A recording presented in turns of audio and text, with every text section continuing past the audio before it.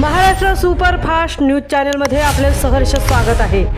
खास सत्याची थार लेखणीची महाराष्ट्रातील ताज्या आणि वेगवान बातम्या पाहण्यासाठी आपल्या हक्काचे चॅनल शेअर करा, लाईक करा आणि सबस्क्राईब करा। धन्यवाद। विद्यार्थी घडवणे हा आमचा उद्देश, आपले गाव आपली शाळा ही आमच्या मंडळाची भावना। दत्ताराम वरवाडकर।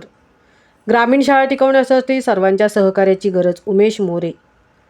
सद्यस्थितीत शाळांची घटणारी पटसंख्या ही गंभीर बाब असून त्यासाठी पंचक्रोशीतील पालक, ग्रामस्थ आणि शिक्षणप्रेमी नागरिकांनी एकत्र येऊन विद्यार्थी संख्या वाढविण्यासाठी प्रयत्न करावा।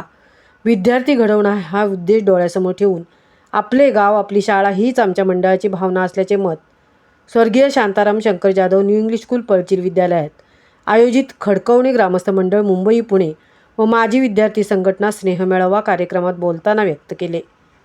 तर शाळा समिती अध्यक्ष उमेश मोरे यांनी मनोगत व्यक्त करताना ग्रामीण शाळा टिकवण्यासाठी पंचक्रोशीतील प्रत्येक नागरिकांनी एकत्र येऊन विद्यार्थी संख्या वाढीसाठी प्रयत्न करणे गरजेचे असून विद्यार्थी संख्या वाढवणे ही आपली नैतिक जबाबदारी असल्याचे सांगितले।